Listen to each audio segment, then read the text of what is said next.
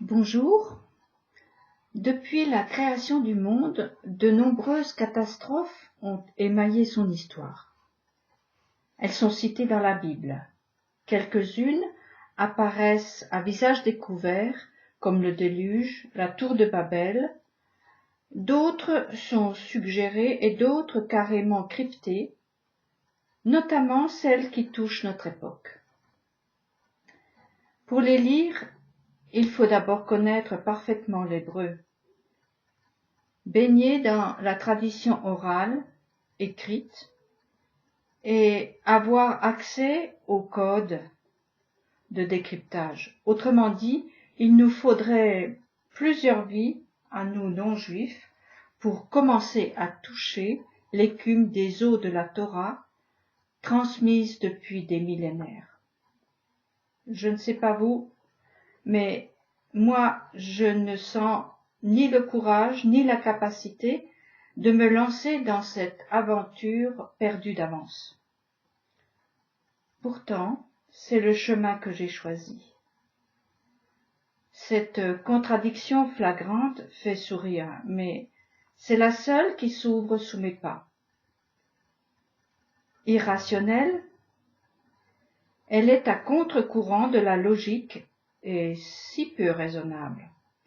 Mais bon, j'ai l'excuse d'être une femme et c'est bien connu, une femme c'est incompréhensible. Figurez-vous que ce jugement m'arrange et me permet d'être illogique en toute bonne conscience. Tout de même, il y a un chemin invisible, ni par la force, ni par l'intelligence, mais par l'esprit. Autrement dit, le cœur a ses raisons que le cerveau ne connaît pas. Abraham est parti sans savoir où il devait aller. Noé a construit un bateau sur une montagne. Devant la mer, le peuple s'est avancé et les flots se sont retirés. Du pain est tombé du ciel. De l'eau a jailli des rochers. La muraille de Jéricho s'est effondrée au son des trompettes. Le peuple, qui aurait logiquement dû disparaître, est revenu sur sa terre et y prospère. Aucune logique donc à tout cela. Bon, ouf, je suis dans le courant, à contre-courant du raisonnable, dans un mouvement qui puise sa force dans la volonté insondable, incompréhensible du Créateur. Et maintenant, où cela nous mène-t-il? Est-ce une nouvelle impasse? Cela est toujours possible, sauf si on monte dans une arche comme la famille de Noé l'a fait.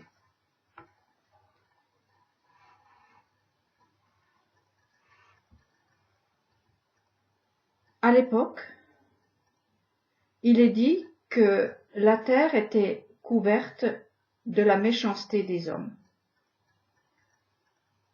Tiens, ça ne vous fait pas penser à aujourd'hui? Nous sommes bien loin des bisounours, même si certains essaient de se faire passer pour la gentille grand-mère du chaperon rouge. Quel déluge se prépare? Quelle arche est construite? Où est la porte?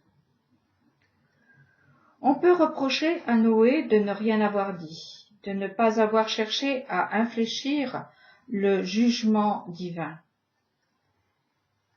et aussi de ne pas avoir appelé ses compatriotes à changer de comportement. C'est vrai, il est toujours facile de donner son avis après coup, lorsqu'on connaît la suite de l'histoire. Mais nous n'y étions pas, alors la seule chose qui nous est demandée, c'est de tirer leçon de l'erreur que nous dénonçons sans doute avec raison. Aujourd'hui, dans une situation semblable à celle de Noé, que faisons-nous? Fuir, comme les rats, qui sont les premiers à quitter le navire, ou sonnons-nous de la trompette pour prévenir le plus de monde possible et les diriger vers l'issue de secours? D'abord, où est le danger? Comment en sommes-nous arrivés à de telles extrémités? Le danger, c'est la confusion des valeurs. La confusion est le nom du tohu-bohu avant le jour 1. Tout y est obscurité, désorienté, solitude, une pesanteur immense. C'est le retour à cette situation qui menace. Nous en sommes arrivés là par le refus des limites et des différences, par la destruction du fondement même de la création qui est le deux.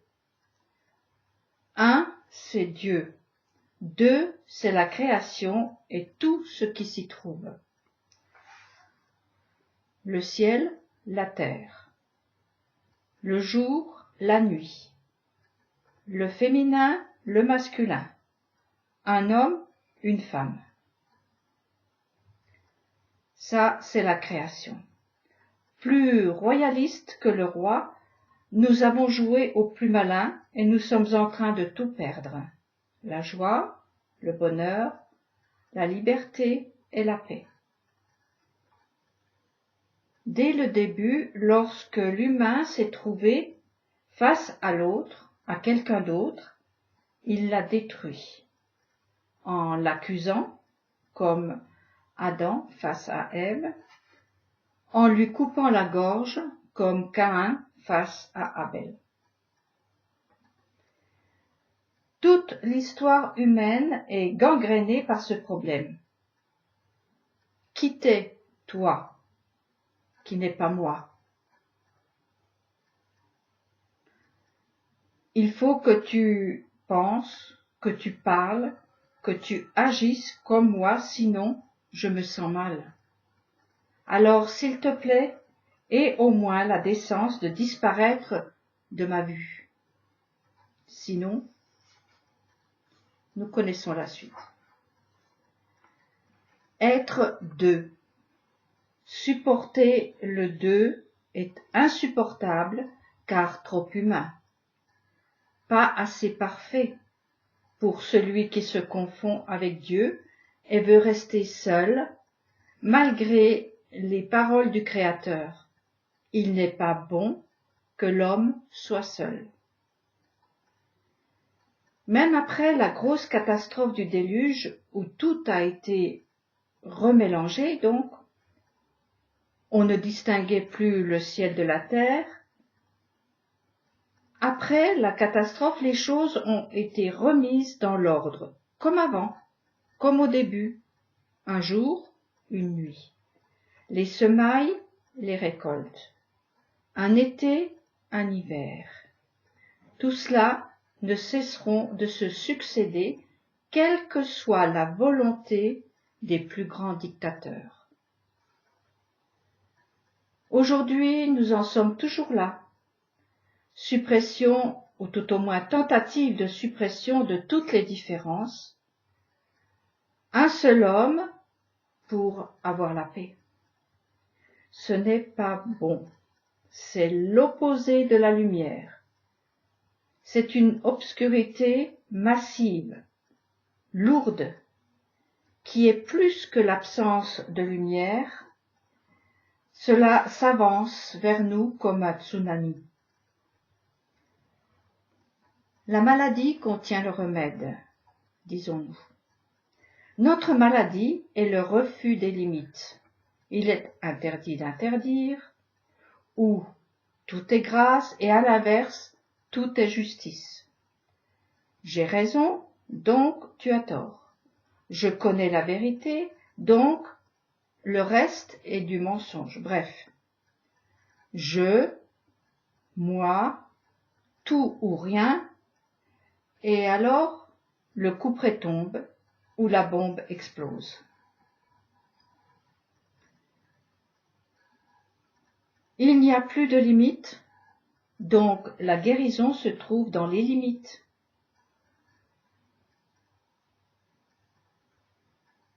C'est avec elle qu'Israël construit patiemment une arche.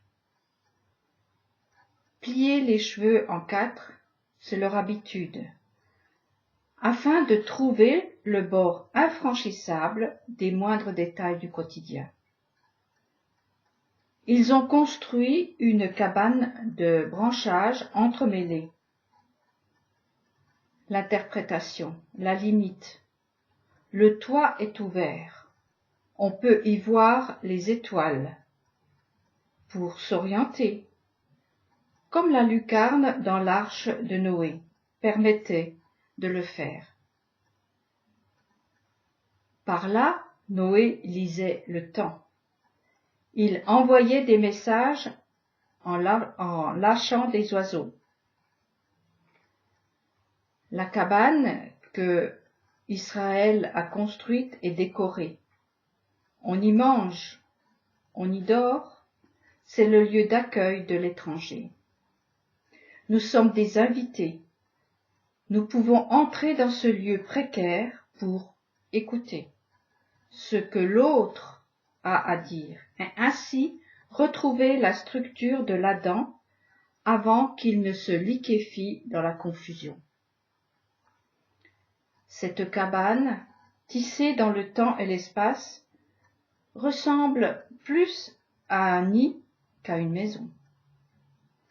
Un nid fait de mots triturés dans tous les sens, coupés, décomposés, reconstruits pour en extraire le maximum de sens qui colle aux multiples réalités de ce monde si riche. Ce qui a été dit exactement à Noé, c'est ceci. Fais pour toi une arche. Le mot traduit veut également dire un nid ou un berceau. Le mot teva en hébreu est le même que celui utilisé pour le berceau fait de joncs tressés dans lequel Moïse a flotté sur le Nil entre les crocodiles. C'est aussi le même mot qui désigne les initiales de tous les mots. Le drame actuel n'est-il pas la perversion du langage? Des mots à l'origine de tous les mots actuels. Des mots fermés, un langage perverti. Alors, entrer dans l'arche, c'est entrer dans les mots pour les faire vivre. Les mots M-O-T-S, bien sûr. Leur redonner leur couleur, leur goût et leur saveur. Entrer dans les mots pour sortir de la violence d'un langage unique.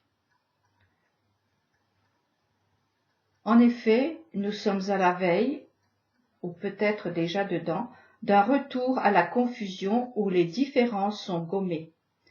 L'individu disparaît dans une globalisation de l'espace et du temps. Il n'y a plus de chez soi. Mais je ne vais pas m'étendre sur ce fléau, ce serait hurler avec les loups.